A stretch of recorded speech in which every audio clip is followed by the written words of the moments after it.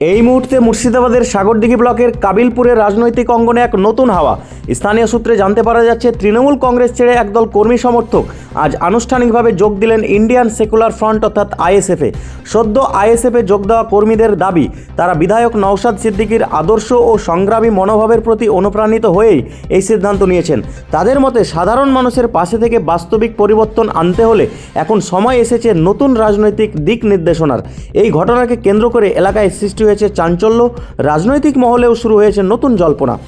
সাগরদিঘির মাটিতে কি তবে আইএসএফের প্রভাব বাড়ছে? Bureau report, Sagardighi, Murshidabad. আমি এর আগে দীর্ঘদিন তৃণমূল দলটা করতাম।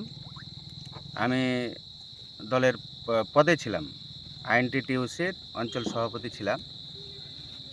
তো তৃণমূলের এই দুর্নীতির কারণে আমি দলটা ছেড়ে দিয়েছি আজকে 1 বছর আগে। আর আজকে কাবিলপুরের মানুষ নির্বাচন করলে আইএসএফ থেকে আমাকে অঞ্চল সভাপতি করা হলো। তো আমার বক্তব্য যে আমি তো অঞ্চল সভাপতি নই, 25টা আমাদের কাবিলপুরের বুথের সভাপতি করা হয়েছে। এর আগে প্রত্যেকটা বুথ কমিটি আমাদের আছে আইএসএফে। তো 25টা বুথের বুথ সভাপতি অঞ্চল সভাপতি। আমরা আজকে কাবিলপুর অঞ্চল থেকে 500 লোক নিয়ে আমরা যোগদান করলাম, আর আমাকে নির্বাচন করা হলো অঞ্চল সভাপতি হিসাবে।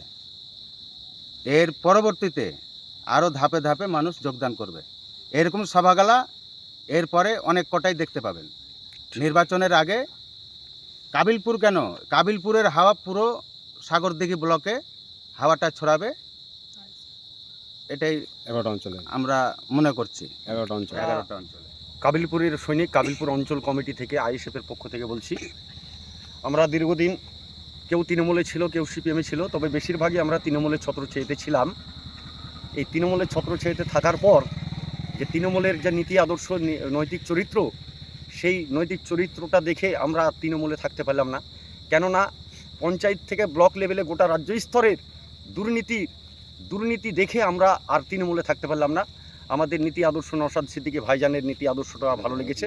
এই কারণে আমরা তৃণমূল থেকে দলের দল আমরা আইএসএফে যোগদান করলাম। আমরা কাবিলপুর অঞ্চল কমিটি গঠন করা হলো আইএসএফে। আর তারপরে আপনার এই অঞ্চল কমিটির যে অঞ্চল সভাপতি, তার নাম ঘোষণা করা হলো। আমাদের অঞ্চল সভাপতির নাম মিনারুল হক, আর অঞ্চল সহসভাপতির নাম আক্তারুল শেখ। এই দুটো নাম আজকে ঘোষণা করা হলো। পরবর্তী বাকিগুলো আবার পরে নেক্সট ডেটে আমরা করবো। এটা কাবিলপুর অঞ্চল কমিটি থেকে সভাপতি সাহেব আমাকে আমার 6টা পঞ্চায়েতের বুথ কমিটির দায়িত্ব দেওয়া হয়েছে। আমি অ্যাকচুয়ালি আইএসএফকে অনেক দিন থেকে শ্রদ্ধা করি, অনেক দিন থেকে ভালোবাসি। তার জন্য আজকে এই আমাদের 500 কর্মী নিয়ে আমরা এই যোগদান করলাম।